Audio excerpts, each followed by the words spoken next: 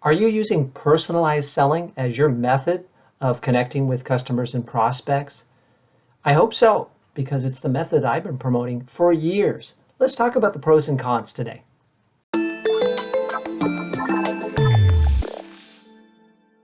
I recently read a blog post from HubSpot. They write a lot of great content for salespeople. Check out HubSpot.com and their sales blog if you haven't already. In a recent post, they talk about the benefits of personalized selling. As I read through it, I realized that's what I do. And it's what I've been promoting and teaching for years here on my channel and in courses that I present to customers in person and online. Personalized selling is where you invest time and effort to really get to know the prospect and their needs so that you can offer a tailored solution. Who doesn't want a tailored solution? We all do. I would much rather have a solution that's uniquely created to meet my needs than to just buy something off the shelf. It's not always possible, but when it is, it's my preference. What is personalized selling exactly? Well, rather than just send blanketed messages to hundreds, if not thousands of prospects, hoping to get a few of them that would respond because they have a need for what you have and they actually paid attention to your message, you would send fewer messages and you would actually do more homework before sending those messages because you want to personalize your approach to the prospect. And once you have a meeting with the prospect, you want to spend more time getting to know them and truly understanding their needs and desires so that, one, you can establish if there's a good fit, right? And two, you can then create a tailored solution to meet them. You would spend time following up, ensuring that they're satisfied, are actually using the product, that sort of thing. Here's a simple example. My new online sales course, I had someone purchase the course whom I know. And I understood that this was a fit for their needs based on our relationship. They went ahead and invested in the course. Recently, I realized that they weren't actually taking the course. They bought it, but they weren't taking the course because I can get data that shows how many people have completed the course and where they are along the way. So I reached out to him and I said, why haven't you taken the course? Is there an issue with the course? Have you changed your mind? Would you like your money back? When you have a relationship with someone, you can be genuine like that and just ask. If you're not interested in the course anymore, if you've changed your mind about it, I'm more than happy to refund you the money you invested in it because I want you to get what you need to meet your goals to improve as a salesperson. This person is not actually a salesperson.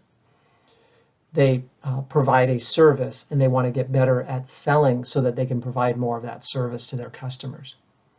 That's personalized selling in terms of follow-up and ensuring that the client is happy with what they've purchased. When you use personalized selling, you're going to spend more time on fewer customers, but you're going to keep those customers for longer and they're more likely to buy more often, and you won't have to give as many sales pitches to unqualified prospects because you're spending more time on the front end doing your homework and reaching out to people that you think are qualified.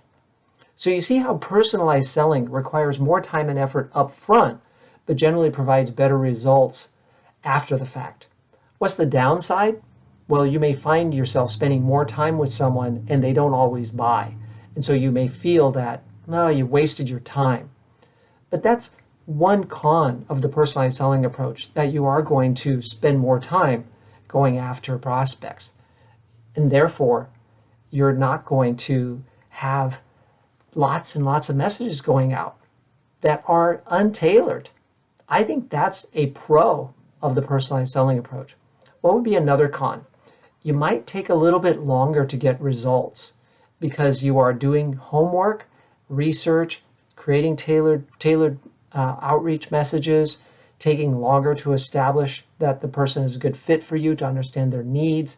All of that could elongate the sales process, which might take a little bit longer to get results.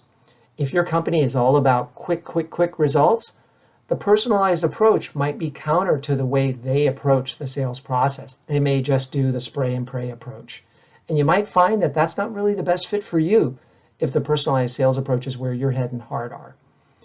So there are potentially a couple of cons, but I think the pros outweigh the cons by a long shot. So I hope this video helps you understand that if you're doing personalized selling, you're on the right track.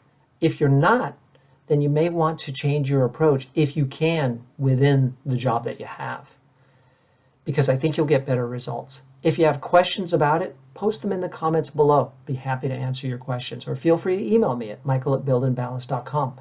I respond to all email with questions about sales. And if you have questions that I might be able to answer in a future video, please email me at michael@buildandbalance.com. And of course, subscribe to the channel, like this video, share it with other people who could be helped by it. And check out my website, buildandbalance.com, for sales training and coaching. And take a look at my new online course, which I have created to help you to understand and apply the personalized selling approach, which I think leads to longer-term success. Best wishes to you.